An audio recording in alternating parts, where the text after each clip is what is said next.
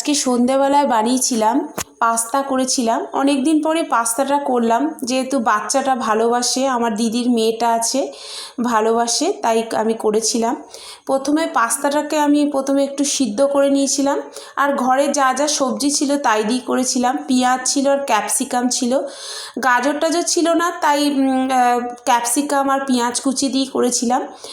দিয়ে প্রথমে জিরে ফোড়ন দিয়েছিলাম, আর আগে থেকে কেটে রেখেছিলাম ক্যাপসিকাম আর পেঁয়াজটা কেটে রেখেছিলাম, ওইটাকে একটু ভেজে নেব তেলের মধ্যে দিয়ে।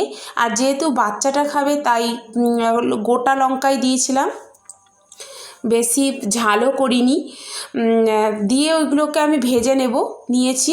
ভেজে নেওয়ার পর দিয়ে আগে থেকে সিদ্ধ করে রেখেছিলাম যে পাস্তাটা, ওটা কড়াই ওই মশলার মধ্যে দিয়ে দেবো।